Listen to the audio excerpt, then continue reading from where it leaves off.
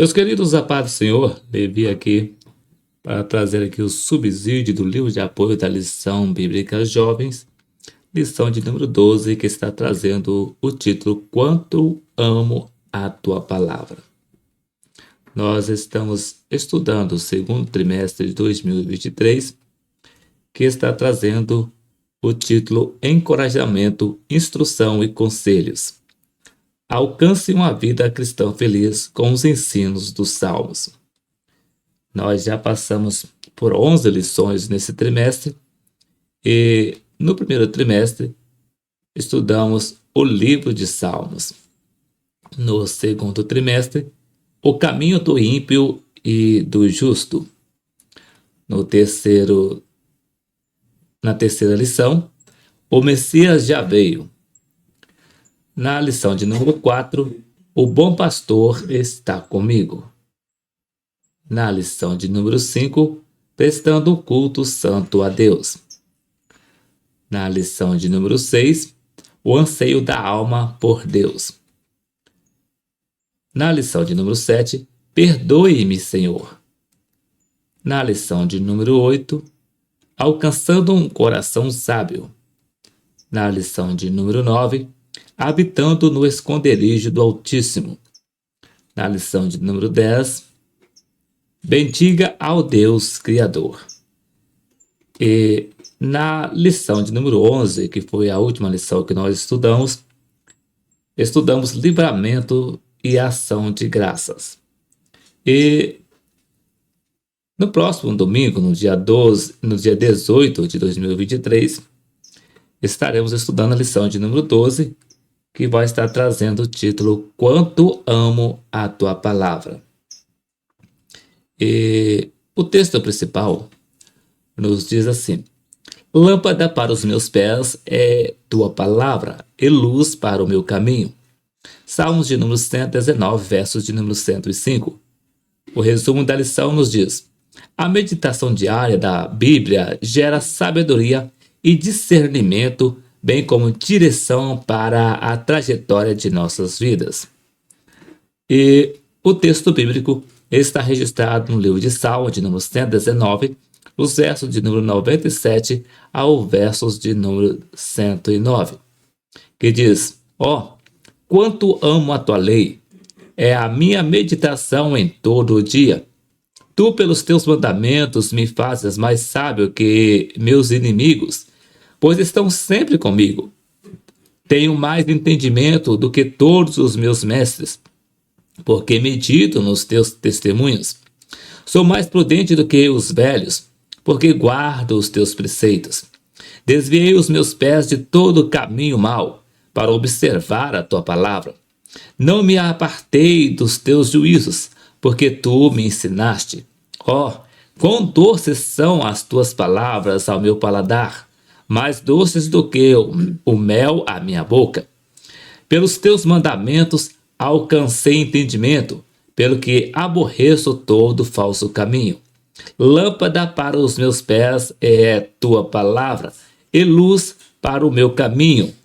Jurei e cumprirei que hei de guardar os teus justos juízos. Estou aflitíssimo, vivifica-me, ó Senhor, segundo a tua palavra. Aceita, Senhor, eu te rogo, as oferendas voluntárias da minha boca. Ensina-me os teus juízos. A minha alma está de contínuo nas minhas mãos. Todavia, não me esqueço da tua lei. Introdução. Nesta lição, vamos estudar o Salmo de número 119. Veremos a sua estrutura, seu propósito e o entusiasmo pelo comprometimento de viver os preceitos da lei de Deus na sociedade. O estudo desse salmo é um convite a potencializar a forma como nos relacionamos com a Bíblia, a palavra de Deus. No primeiro tópico, traz o título Apego pela Palavra de Deus. No primeiro subtópico, a estrutura do Salmo 119. No segundo subtópico, a meditação na palavra traz sabedoria e discernimento. No terceiro subtópico, a meditação na palavra traz amor pela verdade. No segundo tópico, a palavra ilumina o caminho do justo. No primeiro subtópico, a palavra de Deus como direção para a vida. No segundo subtópico, comprometido com os retos juízos da palavra. No terceiro subtópico, guardando a palavra como legado recebido. No terceiro tópico, traz o título A Bíblia como ponto de referência para os desafios atuais. No primeiro subtópico, a Bíblia como a base da trajetória da vida. No segundo subtópico, a Bíblia como obstáculo às escolhas erradas. No terceiro subtópico, a Bíblia como fundamento sólido. E vindo agora para o livro de apoio, no capítulo de número 12, que está trazendo o título Quanto Amo a Tua Lei, na introdução nos diz: nesse capítulo, faremos uma reflexão a respeito do Salmo 119. Esse salmo é uma poesia de amor pela palavra de Deus. Observe o que nos diz Lawrence Richards a respeito desse salmo, cujo autor é desconhecido. O Salmo 119 constitui um acróstico em louvor à palavra de Deus e ao seu papel na vida do crente. Um acróstico segue uma organização alfabética. No original hebraico, cada linha em cada uma das 22 seções desse salmo começa com a mesma letra hebraica.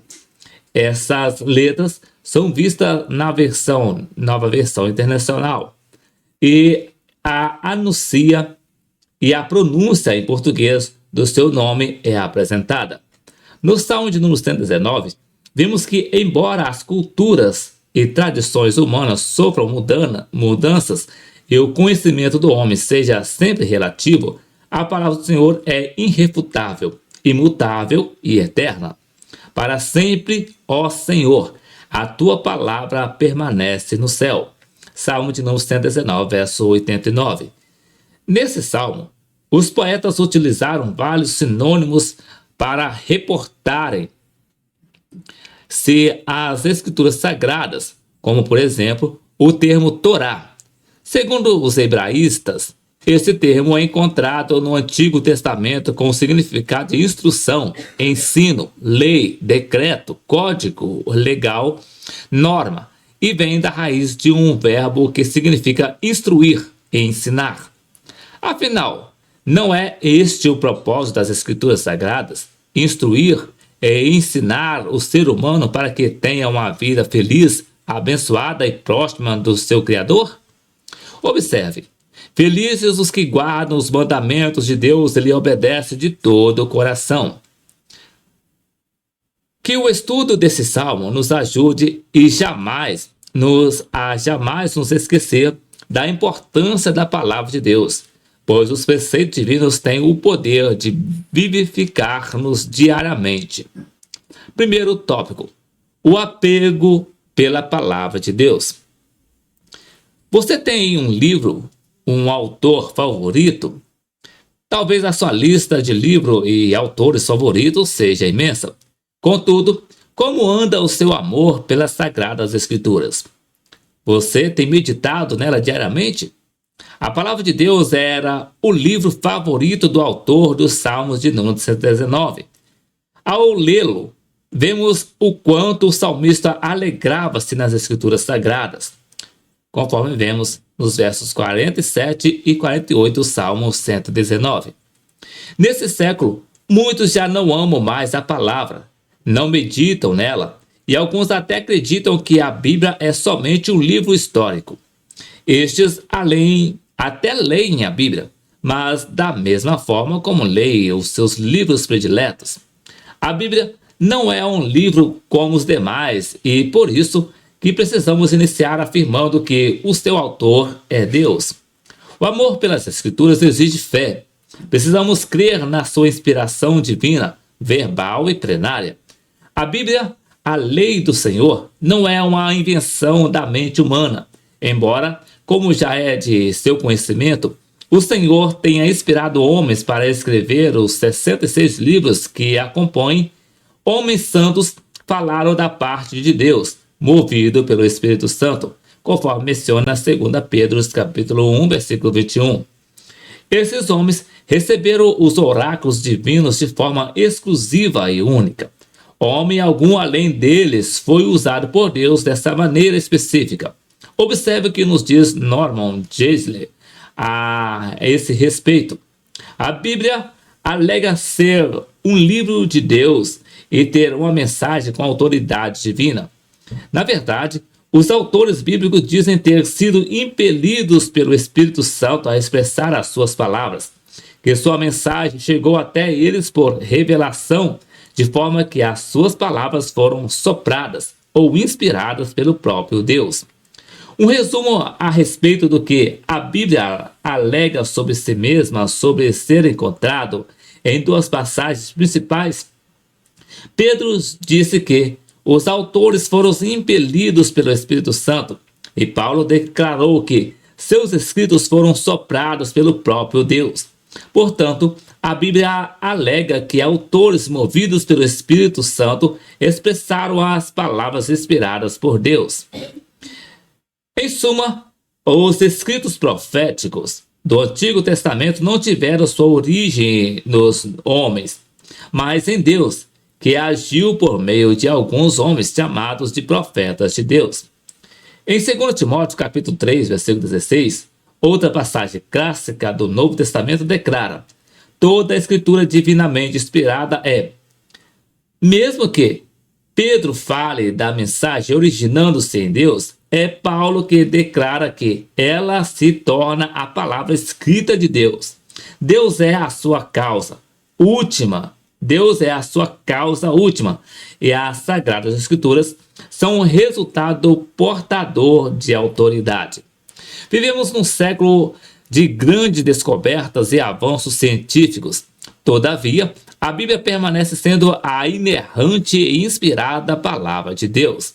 Estamos inseridos numa sociedade que foi denominada de sociedade da informação ou sociedade do conhecimento, e esses termos surgiram na década de 70, depois do avanço das tecnologias.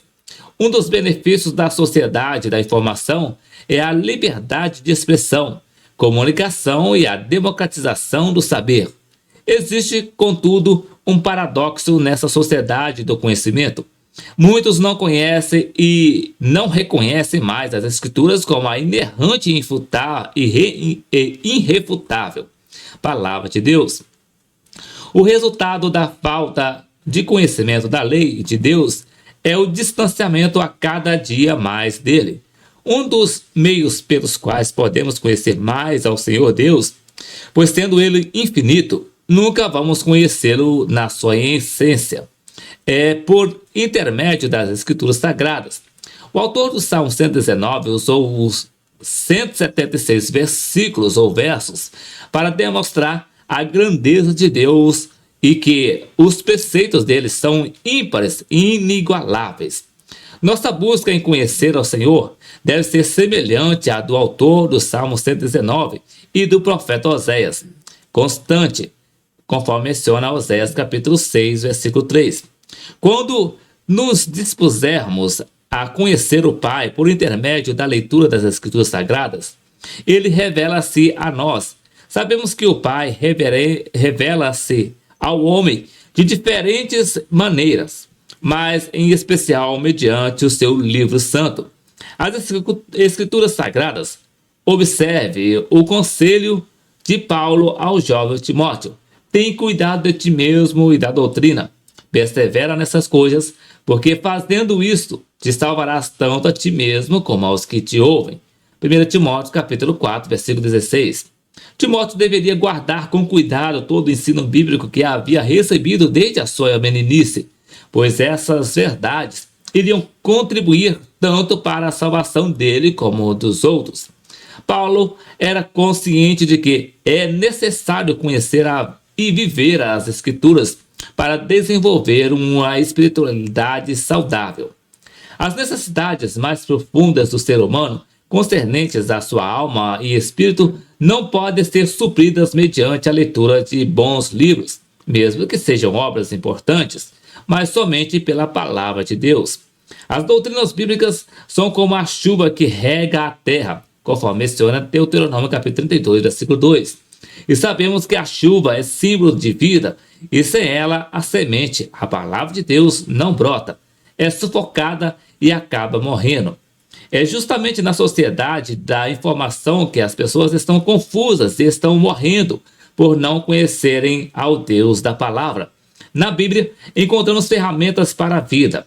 Muitos estão errando e levando os outros ao erro por falta de conhecimento bíblico.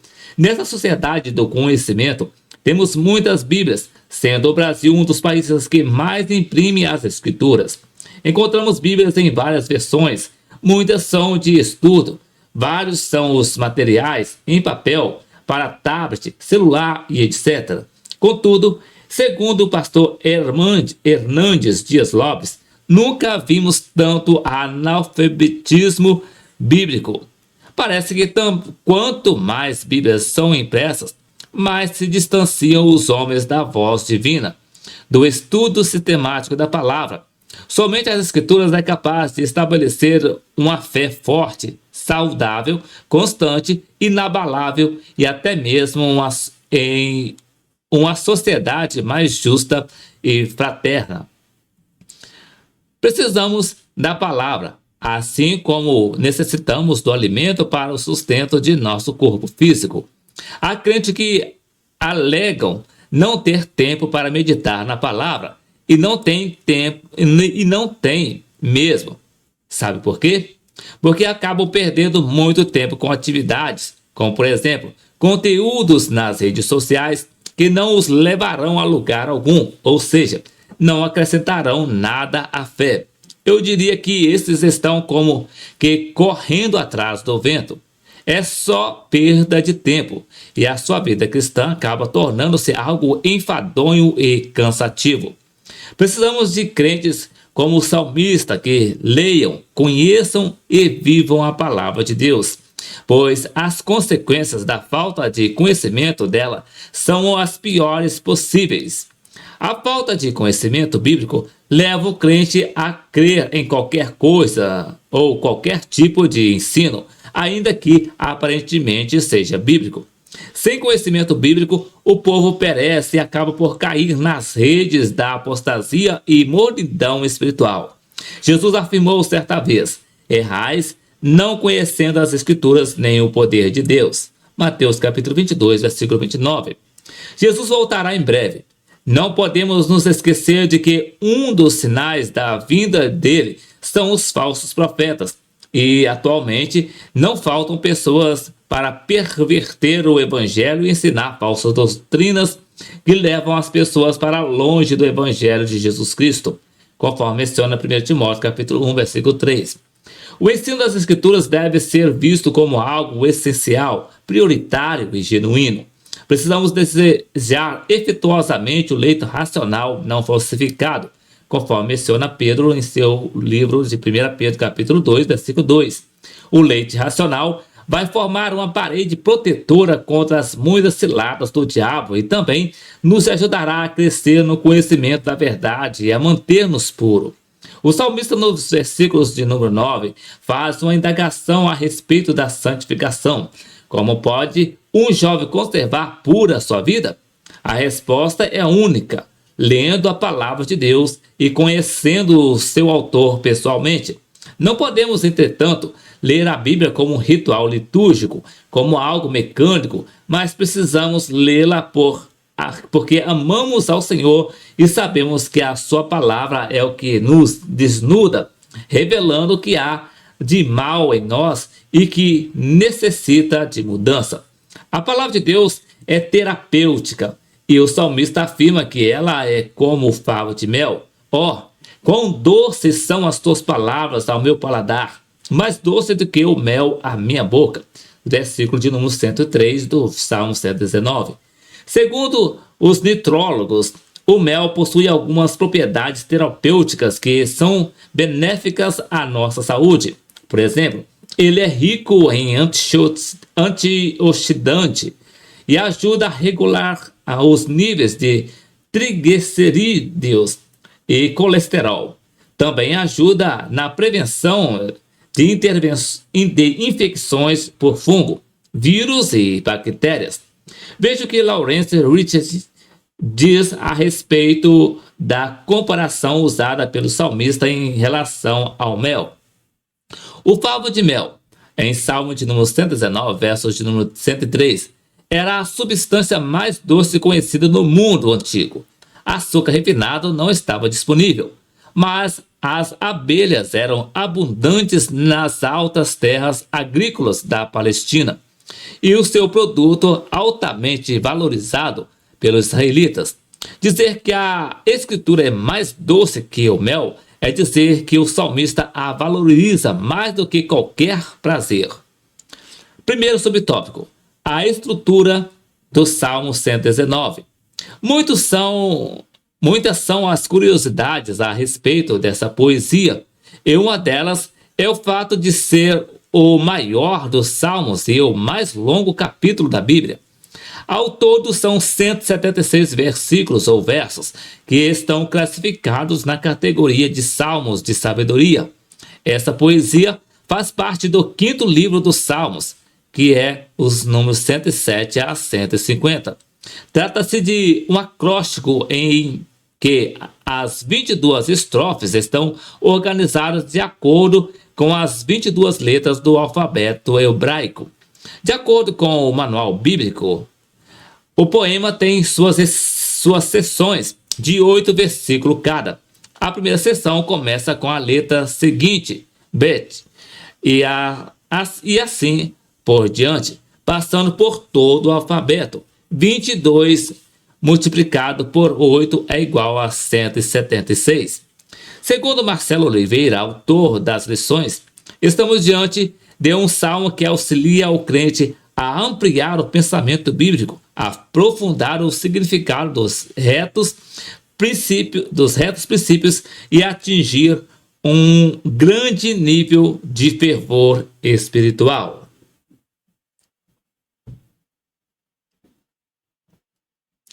Segundo tópico: a palavra ilumina o caminho do justo. Já tentou caminhar em meio à escuridão? É difícil e perigoso, pois podemos tropeçar, cair e ainda nos ferir gravemente. A palavra certamente nos faz caminhar em segurança, dando-nos a orientação de que necessitamos para uma vida abundante, conforme menciona João capítulo 10, versículo 10. Nela encontramos princípios que são como luzes e que nos ajudam a tomar decisões sábias, pois vivemos numa sociedade que, embora não lhe falte informação, caminha em meio às trevas. Temos visto a inversão dos valores e o relativismo ético e moral crescendo a cada dia. Entretanto, segundo Nancy Pearcey, sempre que tratamos a respeito de valores, eles são colocados no andar de cima, fora da esfera pública. Nossa cultura é permissiva e relativista, e é por isso que precisamos conhecer e viver segundo a palavra em todas as esferas da vida pública para não sermos tragados pelas vãs filosofias. Segundo a mentalidade desse mundo, não existe mais espaço para verdades absolutas, mas temos uma verdade. Faltam valores éticos e morais e sobram filosofias mundanas e perversas. Isso, em parte, é resultado da falta de conhecimento das Escrituras. Segundo Francis Schaeffer, o cristianismo não é mera verdade religiosa, mas a verdade total, a verdade sobre a realidade. Luz e trevas são antagônicas, assim como informação é diferente do conhecimento. Nos dias de hoje, as pessoas têm acesso à informação, mas não sabem o que fazer com elas. Nesse século, o avanço da informação não melhorou nossa vida em sociedade. Por isso, é importante lembrar que a palavra de Deus não apenas transmite informação ao ser humano, como também conta belas histórias e fornece dados arqueológicos importantes para a humanidade. A informação vem primeiro, mas ela deve gerar conhecimento. Um de nossos maiores desafios da atualidade é fazer as pessoas pensarem e não apenas mantê-las informadas a respeito das Escrituras. Deus sempre desejou que o seu povo tivesse conhecimento e não apenas informação. A luz faz com que identifiquemos onde está o erro. Onde há a luz da palavra, o mal não cria raiz, não se estabelece. A aceitação de doutrinas heréticas põe em perigo nossa espiritualidade e salvação. Sabemos que existem muitas falsas doutrinas, mas estas são reveladas e combatidas pelas Escrituras. Não podemos esquecer que o trigo e o joio crescem lado a lado, e a diferença entre eles é quase imperceptível. Porém, no dia da colheita, o joio é arrancado, servindo somente para alimentar o fogo. Segundo o salmista, no versículo de número 10, ou verso número 110, os ímpios me armam laço, contudo, não me desviei dos teus preceitos. O salmista mostra que só é possível combater as doutrinas antibíblicas, as ideologias e os laços do inimigo em o nosso tempo com a palavra de Deus. Ela é nossa arma mais poderosa. E Jesus usou-a para derrotar as tentações do inimigo quando esteve durante 40 dias jejuando no deserto. Desde o jardim do Éden, o inimigo Desde o jardim do Éden, o inimigo tenta enganar a humanidade.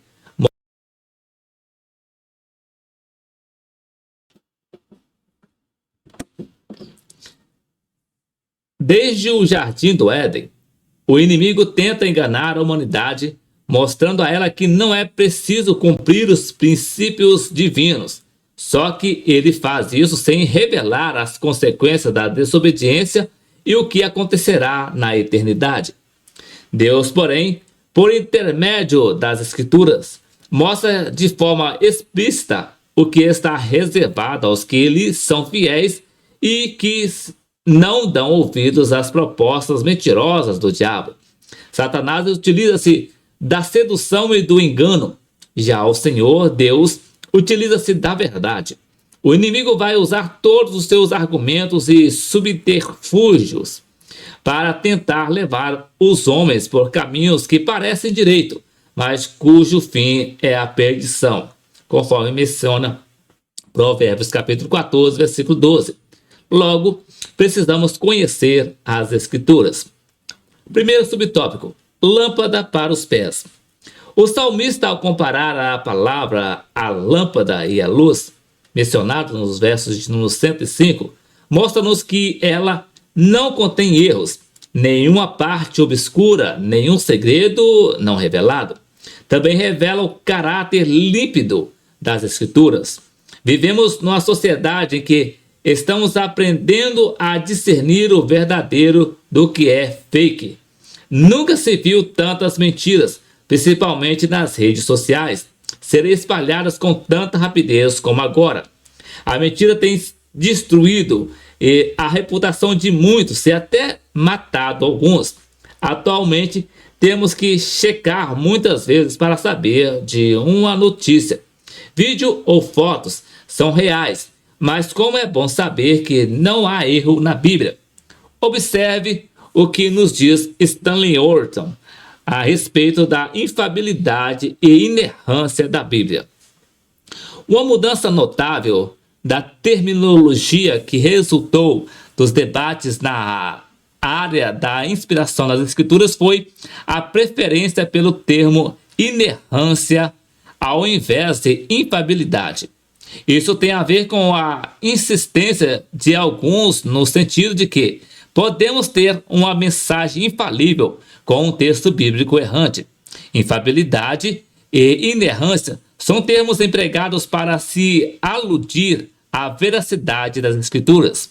A Bíblia não falha, não erra, e é a verdade em tudo quanto afirma, conforme Mateus capítulo 5, versículos 17 e 18. Embora tais termos nem sempre hajam sido empregados, os teólogos católicos, os reformadores protestantes, os evangélicos da atualidade e, portanto, os pentecostais clássicos têm afirmado ser a Bíblia inteiramente a verdade. Nenhuma falsidade ou mentira lhe pode ser atribuída. A doutrina da inerrância é derivada mais da própria natureza da Bíblia do que de um mero exame dos seus fenômenos. Se alguém crer que a Escritura é a palavra de Deus, não pode deixar de crer que seja ela inerrante. A Escritura não falha, porque Deus não pode mentir. Consequentemente, a inerrância é a qualidade que se espera da Escritura inspirada.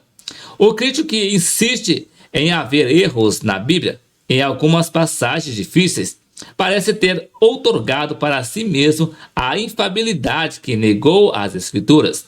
Um padrão passível de erros não oferece nenhuma medida segura da verdade e do erro.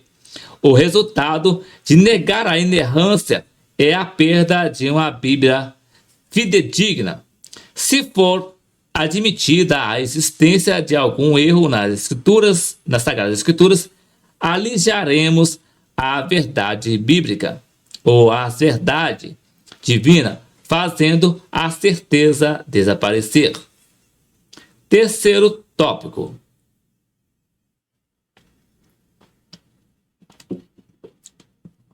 A Bíblia como ponto de referência para os desafios atuais. Em uma leitura ainda que superficial do versos de número 110, podemos perceber que, embora o salmista amasse a Escritura, ele estava cercado de gente má, ou amasse a Escritura, ele estava cercado de gente má, de inimigo que lhe armavam ciladas, a fim de vê-lo caído, distante do Senhor. Mesmo convivendo com pessoas difíceis, ele toma uma importante decisão: fazer dos testemunhos de Deus o seu bem mais precioso. Segundo o autor do Salmo de número 119, quando inclinamos nosso coração para os testemunhos divinos, recebemos sabedoria para falar e agir diante das dificuldades da vida. De acordo com o comentário bíblico Bacon, inclinei o meu coração, nos versículos de número 112, pode significar resolvi, na nova tradução da linguagem de hoje. O autor propõe-se a cumprir as exigências do Senhor até o fim. A resolução do salmista em cumprir, em obedecer à palavra, mostra a sua sabedoria, sensatez e o seu temor ao Senhor, pois temer a Deus é o princípio da sabedoria, conforme menciona Provérbios capítulo 9, versículo 10. Como já é de seu conhecimento, existem várias formas literárias dentro do livro de Salmos, como por exemplo, poesias, antíteses, comparações, e com o Salmo 119 não é diferente. Nele encontramos vários termos que fazem referência à palavra de Deus. O propósito do Salmo é evidenciar a importância dos preceitos divinos, que nos ajudam a viver de forma mais justa, correta e ética. O salmista deseja levar as pessoas a expressarem no seu dia a dia a sabedoria de Deus, lembrando-nos de que o sentido da vida não está nos bens materiais, no conhecimento, no prazer e na fama. O verdadeiro sentido da vida está em Deus, o Criador, e na obediência à sua lei. Quem não deseja ter uma vida próspera e abençoada? É o desejo de todo ser humano. Não há nada errado em ser bem-sucedido. Entretanto, o que é ser próspero? Embora cada um tenha uma definição própria, temos que recorrer às Sagradas Escrituras e observar o que é bem-sucedido à luz da palavra de Deus para respondermos essa questão. No verso de número 65, o salmista afirma: fizeste bem ao teu servo, Senhor, segundo a tua palavra. A prosperidade está diretamente relacionada à obediência à palavra de Deus. Em todo o Antigo Testamento, a verdadeira prosperidade é primeiramente espiritual. bem diferente do que os admiradores da teologia da prosperidade têm pregado e ensinado. Uma vida bem-sucedida não é somente resultado do sucesso financeiro, mas sim da obediência a Deus e aos seus mandamentos. Não me esqueço da tua lei, citado no verso de número 109. Jesus conclui o Sermão do Monte falando a respeito dos que ouvem e praticam a palavra de Deus. O mestre mostra que ouvir somente e não praticar é como construir a casa sobre a areia. Cedo ou tarde, ela ruirá. Mateus capítulo de número 7, versículo 24 a 27. É bom lembrar que a areia não é fundamento para nenhum tipo de construção. Somente a rocha o é. Há, no entanto, muitos edificando na areia. Estes pensam apenas no presente e não consideram que a areia é traiçoeira. Vivemos em meio a uma sociedade hedonista e, em geral, as pessoas estão buscando a facilidade do terreno, nivelado e sem obstáculos, a areia, alicerçando as suas vidas em princípios que o Senhor Deus não aprovou. Ler, meditar e praticar a palavra não é difícil, assim como construir na rocha. Construir sobre a rocha exige esforço e tempo, mas vale a pena, pois o alicerce será sólido, firme. Observe o que encontramos no comentário bíblico Bacon a respeito de construir sobre a rocha. Ilustração final. Em Mateus capítulo 7, versículo 24 a 27. Aquele que ouve e pratica é como um homem que construiu a sua casa sobre a rocha. Quando as tempestades batem contra a casa com toda a sua fúria, ela ainda permanece firme. O termo enchente, utilizado por algumas versões, significa literalmente rios. O clima da Palestina é como o do sul da Califórnia, sob muitos aspectos. Os leitos dos rios ficam secos durante a maior parte do ano, mas quando as chuvas do inverno e da primavera chegam, surgem as inundações. Jesus retratou o ouvinte descuidado como um homem que, de forma insensata, construiu a sua casa sobre a areia e então a perdeu. As casas na Palestina são em sua maioria construídas com pedras ou com tijolos secos ao sol. Quando as tempestades dissolvem a argamassa, as paredes tendem a cair. A reação da multidão, citada em Mateus capítulo 7, versículo 28 e 29. Quando Jesus concluiu o seu sermão, o povo se admirou da sua doutrina, ou melhor, do seu ensino. Ele ensinava com autoridade, conforme menciona Mateus capítulo 7, versículo 29. As pessoas comuns sentiram a sua autoridade divina, que faltava aos escribas, e a reverenciaram. Os escribas tinham o hábito de citar antigos mestres como apoio aos seus ensinos. As escrituras são o manual para a construção de uma fé sólida e de uma espiritualidade saudável. Então, ame, leia e obedeça a palavra de Deus. Conclusão. Que sejamos como o autor do Salmo de número 119, amando e aguardando com zelo os mandamentos, ou amando e guardando com zelo os mandamentos do Senhor em nosso coração, pois eles certamente nos ajudarão a chegar aos céus. Se você ainda não tem, peça que Deus coloque em seu coração sede e amor pelas Escrituras, pois somente elas revelam aquilo que verdadeiramente agrada ao Pai.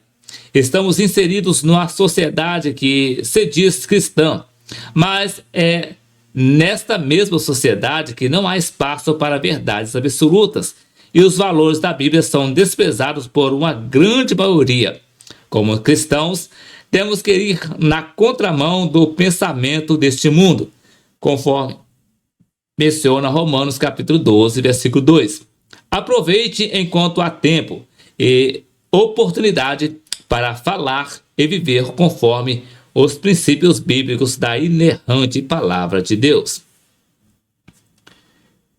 E a conclusão da lição nos diz assim: a presente lição nos encorajou a ter a Bíblia em alta conta.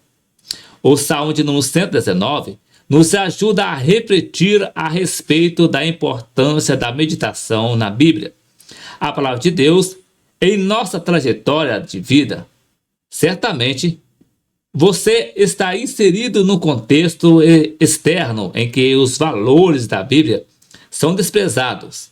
Entretanto, você tem a oportunidade de revelar esses valores bíblicos no contexto de sua vivência, de modo que as pessoas sejam influenciadas pelos princípios atemporais e eternos que brotam das Sagradas Escrituras. Portanto, honre a Deus. Portanto, honre a palavra de Deus em qualquer lugar que você esteja. Então, meus queridos, esse aqui foi o subsídio do livro de apoio das lições bíblicas jovens, lição de número 12, que trouxe o título Quanto Amo a Tua Palavra. E na próxima semana, querendo o Senhor Jesus, regressaremos aqui para deixar o subsídio da última lição do segundo trimestre de 2023, que vai estar trazendo o título A Beleza da Unidade Espiritual. Então, que Deus em Cristo abençoe a sua vida e até o próximo vídeo, querendo o Senhor Jesus.